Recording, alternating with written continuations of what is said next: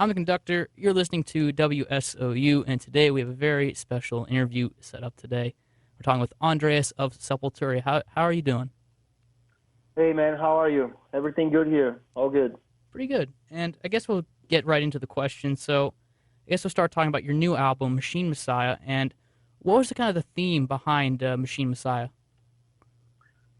Yeah, it talks about the influence and the dependency we have from robotics and technology, mobile phones, computers, virtual reality glasses, and many apps, GPS and stuff. I mean, we travel the world. We see so many different countries. We visit already 76 countries in 33 years of a career, and we see the development and the influence this kind of stuff have in our daily life. Machine Messiah is not like a sci-fi futuristic idea, but rather what we see today. Like I said, we are everywhere. We did like 3 years of touring for the Mediator, Between Head and Hands Must Be the Heart, our last album. We celebrate 30 years of Sepultura, and it's something that we see, it's something that we experience. Regardless of the culture or which part of the world you live, is something that you can relate to. And I think what we're trying to get across here is to find a balance, to find some type of discipline, to use that kind of stuff to help us and not actually make us lazier and dumber. I think there's something really cool that can be achieved with robotics, of course, internet and everything. We are doing this through internet and stuff. There's a lot of really cool stuff that can be achieved to that, but at the same time, we are kind of losing our human ability, to talk to each other, to have a relationship with people. You see in concerts, people with mobile phones filming the whole concert and losing that momentum. But it is a conceptual album, but we talk a lot about different stuff, politics, religion, food, what we eating right now, this, vegan and vegetarianism wave that's coming in, in the last years.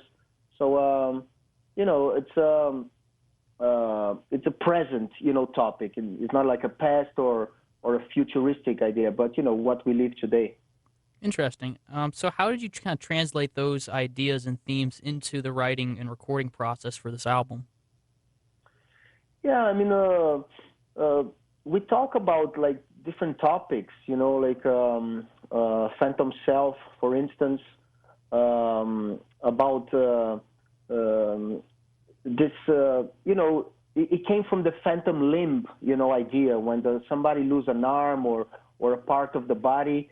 They still can feel that, they still can have that idea that the arm is still there, somehow they have the kind of feeling, they feel pain and they feel certain things that, like the arm was still there, and Phantom Self, it's about ourselves, really to look inside and try to develop our intellect, our brain, there's so many different energies and, and feelings around that we cannot really explain. There are religions that have given different names, and you see science and physics, explaining certain things and through mathematics and numbers.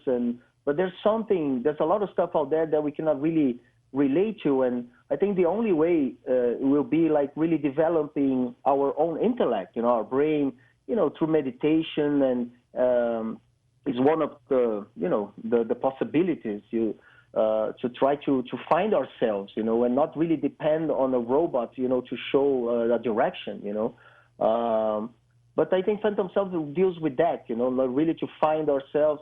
The same kind of a topic we talked on our last album, The Mediator, not to lose the heart, the mediator, between the head and hands, not receiving information through your head and then acting according to that information through your hands, without going through the heart, like the human ability to question and to say no and to ask why, not really accepting everything, But, I Am the Enemy talks about, also about the inner feeling of not blaming everything outside, religion, education, or whatever information you get from outside, because the preconcepts and the prejudice are built inside your head. You build those ideas, you build your own enemies, and try to face that. Really to respect whatever different ideas there are out there and stuff. And Iceberg Dances is an instrumental song, but it deals with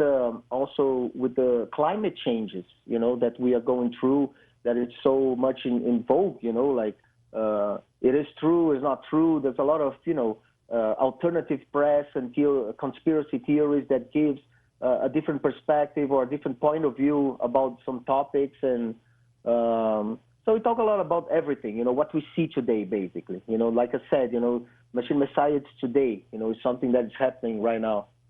I understand. Yeah, it's a very interesting concept. And I guess the next question I got to ask is, how does this album fit into Sepultura's greater discography? Like, where is its place, and how does it relate to the last album musically? Yes, I think it feels like, like I said, we just celebrated 30 years of a career, with the extensive tour everywhere. Did like a special single for our fans that have, especially the fans who have the tattoo from Sepultura. We did a Sepultura Under My Skin single that was released only in vinyl as a 7-inch and stuff. And that felt, celebrating 30 years, playing old stuff and, going through the past, to play stuff that we didn't play for so many years and stuff. It felt that we closed not a chapter, but like a cycle, of a career. Like it is a 30-year career with lots of changes, inside, lineups and formation, managers, labels and stuff. But at the same time, we survived all this technological change, from vinyl to CD to download and vinyl again that we're going through right now, So, and then we're still here, like enjoying ourselves and playing. But, after celebrating 30 years, we felt like we're closing the cycle, this phase or this new volume of the Sepultura history, And now with Machine Messiah, it feels that we're starting this new phase, this new cycle. So it felt great, to have such a great history behind and this moment with a great label, with a great lineup. We went to Sweden to record with Jens Bogren, which is an amazing producer, very smart, very musical, keen to details. And we wanted to do a very musical album, really to explore our musicianship at the highest level, play the best that we could. Eloy Casagrande, our drummer that's already 5-6 years in the band now, already. He brought like so many new possibilities. He's an amazing musician, probably the best drummer out there, and he really plays with a lot of passion, but with a lot of technique, and he can play anything, and we kind of challenge each other, with my guitar and his drumming, and that was the beauty of it. It's cool when we have that kind of healthy fight, inside the band that we, try to be the best, in a very good sense of the word, not like a competition, vicious competition, but it works for the song, for the music.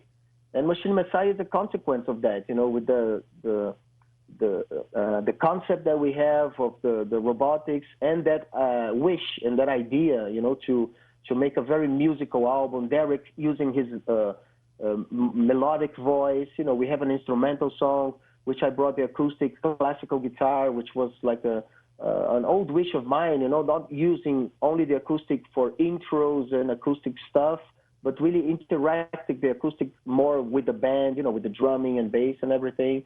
So, and Jens brought the violins from Tunisia, which opened so many great possibilities for guitars and leads and everything, So it was a very demanding album to record, but we were very prepared, well prepared physically, mentally, technically, to do that. And it was fun as well, it was very enjoyable, man. It was great, it was a really cool, sessions, in the studio. It was awesome. Yeah, I know that I was reading up that you guys did a little bit of exploring with different sounds on this album, kind of embedded it into the more traditional kind of Sepultura sound, and I thought it was very interesting, especially that orchestral bit that was recommended from Jens. That was in the acoustic experimentation. I really enjoyed that. I guess Awesome. the next thing I want to talk about is I know that Sepultura has a documentary coming out soon. Yes. Can you talk a little bit about that? Yeah, man, very excited about that. We just saw the third cut from the director. And it came out great. It's really cool. It's like on the phase now to the sound and putting everything in balance regarding that, and the post production with colors and everything. But it's great. It's something that it's going to show the story of the band, and at the same time, even people they're not interested in heavy metal or people that don't listen to that kind of music, would be interesting, to show a band from Brazil traveling the world, with the family. We changed the drummers during the process of filming. It was 7 years, filming everything. We have the director from Brazil following us everywhere, touring and in the studio and doing everything that we do to keep this band alive. So and it's great. I mean, the intention here is to show Sepultura today, why we're here. After so many changes and so many up and downs, we're still here, like I said, enjoying ourselves in a great momentum, and it's going to tell the story that from a perspective, that it wasn't told before. We heard a lot of gossips and a lot of, interpretations of the story from many people that were involved in this band, throughout history. But I think this movie, it's going to show a very professional, with no drama, no unnecessary drama, around the story of the band. And it's cool, the intention is not, to show who is right, who is wrong, what is this, what is that. I mean, we all have a point of view, and we respect everyone, but it is like there's a lot of people talking about Sepultura. It's not only us, ourselves, telling the story or showing images and stuff, but there's a lot of people talking about, and it feels for us that we're seeing the movie finally done now. It feels really good, to see that, and that's another reason as well, for this closing of the cycle of this great volume with many chapters of our history, and the movie is gonna be together with this new, album and everything, and I think it's gonna be very interesting for the Sepultura fan, and for whatever people want to watch and see how a band like this, survives on the road. I know I have a coworker here at Wsou who is Brazilian. She always tells me how much when you have family who's from Brazil, the Sepultura is one of the big kind of names that always sticks out in kind of Brazilian culture and history for what you guys have accomplished over your illustrious career. Yeah, that's amazing, man. It's unbelievable. Something that we never even dreamt or expected, to happen. But of course, like we have more than 30 years of a career, and besides not singing in Portuguese, we always talked about Brazil. In a bad whatever English in the beginning, and then getting better. And really expressing ourselves the best that we could, but talking about Brazil, and of course, through Chaos AD and especially on Roots, we brought all the elements from Brazilian music and culture, the Indian tribe, Chavantes, the influence from the slaves that came, when Portugal was colonizing Brazil and stuff, and have like a great impact on the Brazilian food and music and rhythms and everything, So I think that people really respect that, and we did it in a very natural way, not really forcing any situation. I think we started to use the elements from Brazil very slowly, and traveling a lot gave another image from our own country. It's like an astronaut seeing the planet Earth from the moon. You have a totally different perspective of everything. So we started really respecting actually Brazil more when we start traveling, because we saw Brazil very unique things that happens here. This very unique place, and we started really to use that. As Brazilians, we tried to deny that before because we were kind of a little radical, listening only to metal and punk and hardcore. But slowly open our minds and our ears, and really it helped to put Sepultura in a different special place. Yeah, I definitely can understand that. Now, I know Sepultura's got some cool tours coming up, and I know that Sepultura talked a little bit about having a very special European tour at the end of the year. Are you at liberty to talk a little bit about that? Yeah, actually, I think we're gonna postpone this idea for the beginning of next year. I think we're talking to have a better fresh start. We just came from Europe with Creator. It was an amazing tour. It was really, most of the shows sold out, and was such a nice package, with Soilwork, and it was really intense and beautiful. It was amazing. And now we go, of course, with Testament and Prong, States and Canada. And then we go back to Europe for the summer festivals. We have a few festivals for a month. We're going to do a run in Europe and a few club shows. But yeah, we're trying to put this special. I don't know if I can talk too much about it, because we're just starting to put together some ideas. But we finally wanted to do something more Brazilian and Latin. Trying to bring or to put together Brazilian bands to tour in Europe. But let's see what happens. I think the possibilities are great. We have great possibilities for a really nice package, not only in Brazil, but bands from Argentina and even the States that have Latin connections and heritage. That would be cool. Something that we never really were able to put together. And it's kind of like an old dream, and as a matter of fact, many bands really demand some kind of stuff like that.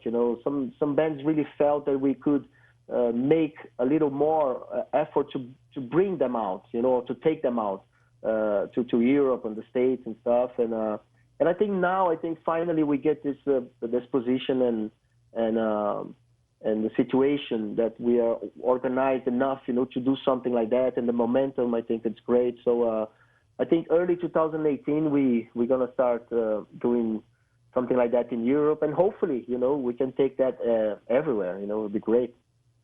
That sounds interesting indeed. Now, I got one last question. It's always kind of become my standard closing question. Now, you're a musician in a rock metal band. I assume that you're familiar with the film Spinal Tap. Oh yeah, definitely. I love it. So with that in mind, I have to ask, what are some of your most memorable Spinal Tap moments out on the road? I don't know, man. All of them, I guess. Because it's so real, Spinal Tap, it's so perfect, man. I don't know, man. I mean, in Sweden once, we were doing the rider for a festival for the backstage stuff, putting together some drinks or whatever, and we asked for a fan, and the people there, was confused, to say, why do you need a fan on stage, on backstage, But we were talking about like a fan to blow wind, I don't know how to explain that, but and the guys thought we needed a fan, a Sepultura fan on the, just standing there to do whatever, to be our slave or something. I don't know what they thought, So it was pretty fun, to receive that kind of response, what? Well, especially in Sweden, they're used to rock fast and heavy metal for a long time, But I thought, there could be like a Spinal Tap moment for sure, like Stonehenge or something. Thank you once again for this interview. I wish you luck on the tour. It's definitely going to be a fun one. I'm going to try to make it out myself. So, yeah. Awesome, man. Thank you very much.